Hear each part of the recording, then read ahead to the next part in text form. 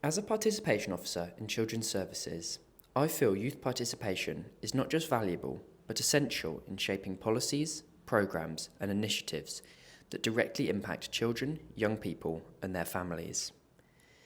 In Torbay's children's services, there are participation officers who regularly meet with children, young people and families to include their thoughts and views in the decision-making process and explore how we can work together to make positive changes within Torbay. We recognise that young people and families are the experts in their own lives and life experiences.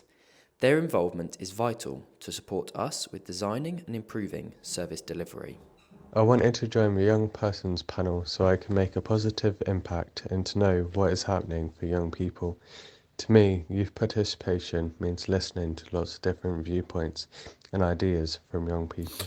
I wanted to join the participation group so I could meet other young people and push for change. It is important that I can get involved and that the views of the young people are respected and taken on board. In Children's Services, we are guided by the model of participation as outlined by Roger Hart's The Ladder of Participation, which demonstrates the amount to which adults and organisations enable children and young people to participate in programmes or projects. It has 8 rungs and 2 main zones he calls non-participation and participation.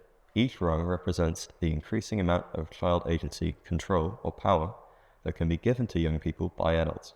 The top 5 rungs in the participation zone all represent different but valid forms of participation, while the lower 3 rungs are designated as non-participation.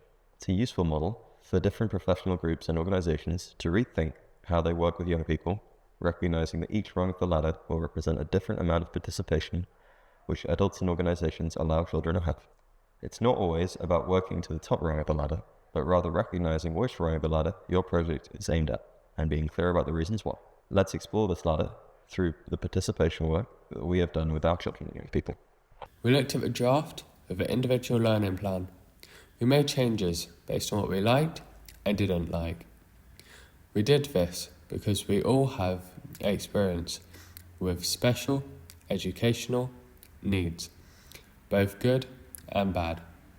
Some of us have even filled out learning plans ourselves. We shared our thoughts on the layout, colours, words, and if anything was missing or needed. Our feedback is now being used to update the template. An example of a young people initiated shared decisions with adults is a project called Becoming Cared For Guide. This project was started by a care-experienced young person who wanted to help others by sharing their own experiences. They led on the project and had just as much say in the final decisions as the adults did.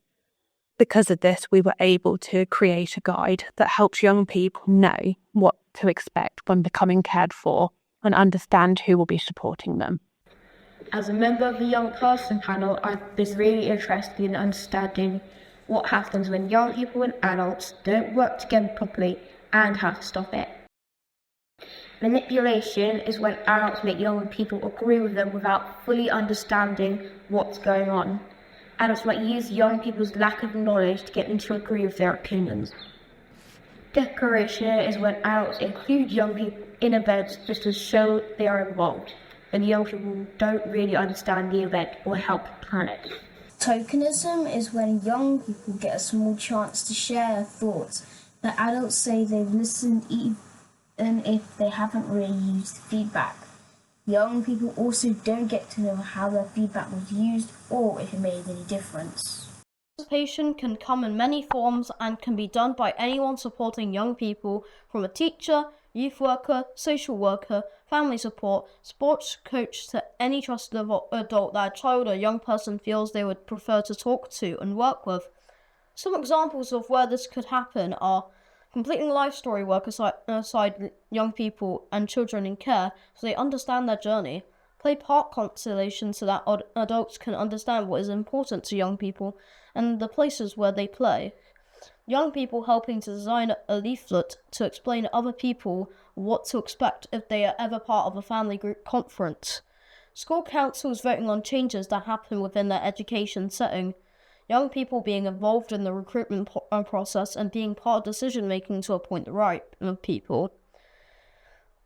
You can capture people's voices in any way. These can include a written letter, a recorded video or a voice recording, creative play, especially younger children or children and young people with additional needs who may need to communicate in other ways, using flexible and creative approaches such as drawing a comic strip, books and photographs, group work, direct conversations somewhere that the young person feels safe, visual observations could also work.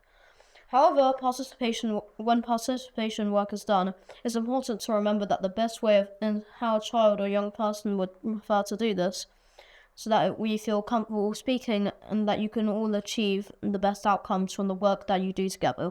It's equally important that you let your children and young people know what impact their voices have had and how. Another model of participation that Torbay and many other organisations follow is the Lundy model. It's a framework that helps to understand and influence a child's right to participation, and is based on Article 12 of the UN Convention on the Rights of the Child. It focuses on 4 elements. These are space. We need to provide children and young people with a safe space and support them to access inclusive opportunities to form and express their views. Voice. Children and young people must be supported to express their views. Audience. Their views must be listened to and influenced. The views must be acted upon as appropriate. Following this model will enable meaningful participation of children and young people. Our participation youth groups meet on a regular basis, either in person or online. Our participation officers can also meet on a one-to-one basis with any young person if they would prefer. We get to decide what projects we want to focus on. By getting involved, young people can develop their skills in such areas as teamwork, public speaking, project planning, and organisation. If you have any questions or would like to join one of our groups, please email us at participation@torbay.gov.uk. You can also follow us at our Youth Hub Torbay social media accounts. This video project was designed by adults but created alongside our young people who volunteered to take part. Assigned and informed with the young people we work with to explore and explain what participation can look like.